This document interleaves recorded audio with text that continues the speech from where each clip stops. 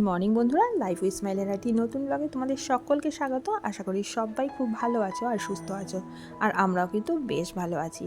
তা আজকে আজকে মঙ্গলবার, আর এখন বাজে সকাল 5:30। আর এখন দেখো বাইরে প্রচুর বৃষ্টি হচ্ছে, মানে সারা রাত বৃষ্টি হচ্ছে। আর শুধু সারা রাত না, 2-3 দিন ধরে দেখি বেশ ভালো বৃষ্টি হচ্ছে। তাই এই বৃষ্টিটা দেখছিলাম বাইরে একটু দাঁড়িয়ে। এখনও বাসির ড্রেসটা যদিও ছাড়া হয়নি, তা ঝাড় দিয়েছিলাম। ঝাড় দেওয়ার সময় ভাবলাম একটুখানি দাঁড়িয়ে বৃষ্টি যখন দেখছি একটু ক্যামেরাটা অন করি। তা এদিকে বৃষ্টি দেখার পর তারপরে চলে গেছি একেবারে বাসি কাজ করে হাত মুখ ধুয়ে ড্রেস চেঞ্জ করতে। আর ওদিকে ড্রেস চেঞ্জ করে একটু বসে চা খাবো। আজকের চাটা একটু ভালো মতো এনজয় করব। একটু সকাল সকাল ঘুম থেকে উঠেছি। আর তারপর কী বলতো, মেয়ের আজকে স্কুলও নেই, আর বিশেষ কিছু দুপুরে রান্নাও করবো না। সব মিলিয়ে মিশিয়ে ভাবলাম যে চাটাকে একটু ভালো করে এনজয় করি। এদিকে আমার চাও রেডি হয়ে গেছে, ওদিকে হাজব্যান্ড মেয়ে সবাই উঠে পড়েছে। তা চলো বন্ধুরা, চাটা খেয়ে নিই, তারপর তোমাদের সামনে আসছি।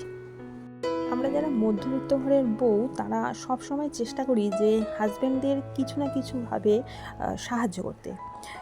সাহায্য করা বলতে টাকা দিয়ে সাহায্য করার কথাই বলছি। কিন্তু আমরা তো রোজগারপাতি কিছুই করি না, কোনো চাকরিও করি না। যারা রোজগারপাতি করে তারা তো সাহায্য করতে পারে, কিন্তু আমরা যেহেতু রোজগারপাতি কিছু করি না, এই জন্য আমরা চেষ্টা করি যে সংসারের মধ্যে থেকে কিছু কিছু জিনিস খরচ কমিয়ে সেখান থেকে একটু টাকা বাঁচিয়ে হাজব্যান্ডকে সাহায্য করতে, বা ধরো কোনো খরচা কমিয়ে মাসের শেষে সাশ্রয় করতে, যাতে হাজব্যান্ডের অতটা খরচ না হয়। নানা দিক থেকে কিন্তু আমরা চেষ্টা করে যাই যে কীভাবে হাজব্যান্ডকে সাহায্য করব। কারণ সংসারটা আমাদের, আর হাজব্যান্ড একা সমস্ত দায়িত্ব নেবে সেটা আমরা কোনো সময়ই চাই না। আর মানে আমাদেরই খারাপ লাগে। তাই যতটা পারি আমরা সংসারের মধ্যে থেকেই সাশ্রয় করে সেটাই হাজব্যান্ডের হাতে তুলে দেওয়ার চেষ্টা করি। তা আমরা আমি যেভাবে সাশ্রয়টা করি, মানে সংসারের মধ্যে থেকে একটু একটু বাঁচিয়ে বুচিয়ে যেভাবে করি, তা আজকে ভাবছি তোমাদের সাথে সেটাই আলোচনা করব। অনেক কিছু তো ভিডিওতে আলোচনা করি, তা ভাবলাম আজকে তাহলে সেটাই আলোচনা করি। আমি সব সময়ের জন্য ইলেকট্রিক অ্যাপ্লায়েন্সগুলো যেগুলো আমার প্রয়োজন নেই তৎক্ষণাৎ, সেইগুলো কিন্তু একদমই আমি অন করে রাখি না। যেমন ধরো কিছুক্ষণ আগে দেখলে আমি এসিটাকে অফ করলাম, কারণ সকালবেলা এসিটা আমার প্রয়োজন নেই, এই জন্য আমি এসিটাকে অফ করে দিলাম। তার সাথে সাথে অল আউটটাও আমার প্রয়োজন নেই, কারণ দরজা জানলা খোলা থাকবে, অল আউটের কোনো কাজই হবে না। এই জন্য আমি কী করি বলো তো, এই জিনিসগুলো যেগুলো আমার প্রয়োজন নেই, ইলেকট্রিক অ্যাপ্লায়েন্সগুলো, এছাড়াও ধরো যখন চার্জ দিই, মানে যতক্ষণ চার্জ দেওয়া হলো ততক্ষণ আমার অন থাকলো সুইচটা, তারপরে কিন্তু অফ করে দিই। মানে সময়েরটা সময় করে ফেলি, কারণ অতিরিক্ত পরিমাণে যদি কারেন্ট উঠে যায় তাহলে কী হবে, আমাদেরই কিন্তু পরবর্তীকালে খরচটা বেড়ে যাবে। কারণ মাসের শেষের দিকে কিন্তু কারেন্টের বিলটা বেশ অনেকটাই আসবে। এই ছোট ছোট কারণগুলো না খুব মাথায় রাখা প্রয়োজন, আর এইগুলো কিন্তু আমাদের গৃহিণীদেরই মাথায় রাখতে হবে। আর এছাড়াও এই যে ধরো আমি ফ্রিজের ফ্রিজে যেগুলো থাকে, আমরা অতিরিক্ত খাবার, লেফট ওভার খাবার দেখো 2-3 দিন ধরে ফ্রিজে রেখে দিই, কিন্তু সেইগুলোও করা উচিত না। কারণ জানো তো কি, প্রয়োজনের অতিরিক্ত যদি আমরা ফ্রিজের মধ্যে সমস্ত জিনিসপত্র রেখে দিই, তাহলে ফ্রিজেরও একটা লোড নেওয়ার ক্ষমতা আছে, ও কিন্তু সেই লোডটা নিতে পারে না। আর তার ফলে কী হয়, প্রচুর পরিমাণে আমাদের কারেন্টের বিল উঠতে থাকে। তা সেই দিক থেকেও কিন্তু আমাদের একটু চিন্তা ভাবনা করেই রাখতে হয়।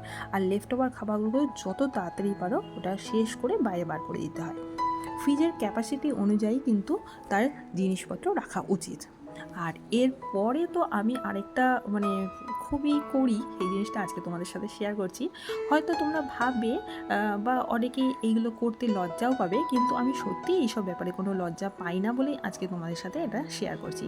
এই যে লিকুইড ডিশ ওয়াশারটা, আমি কিন্তু সব সময় এই ডিশ ওয়াশার একটু বেশি পরিমাণে জল দিয়েই আর কি তৈরি করে নিই। এই যে দেখলে আমি জাস্ট অল্প একটু ডিশ ওয়াশার নিলাম, তার মধ্যে কিন্তু আমি অনেকটাই জল দিয়ে তৈরি করে রাখবো। এটা আমার যে কদিন বাসন মাজতে লাগবে আমি সে কদিনে চালাবো।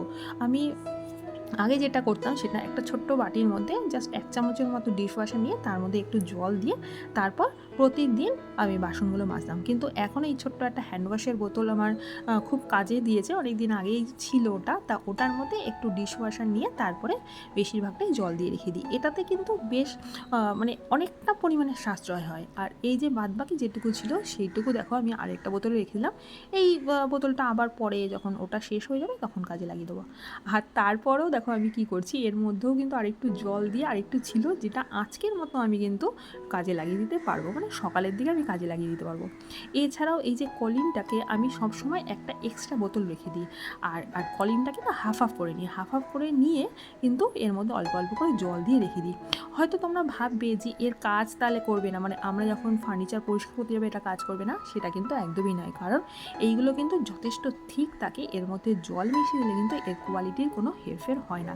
তোমরা একবার করে দেখতে পারো, বেশ ভালো কাজে দেয়।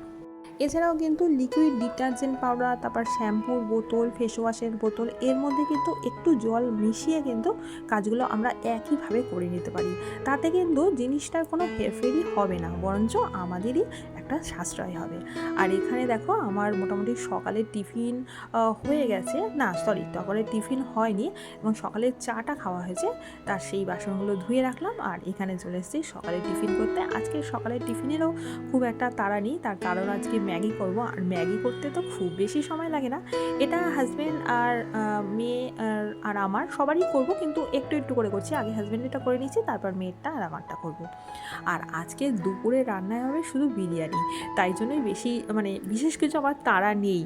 আর এটা বিরিয়ানি কী বলতো, আমি একটু বেলা করে করি, তো একেবারে বেলায় করব, তার জন্য সকাল থেকে আমি টুকিটাকি কাজগুলো করে নিচ্ছিলাম, ঘরের কাজগুলো, আর তার সাথে তো ভিডিও করছিলামই।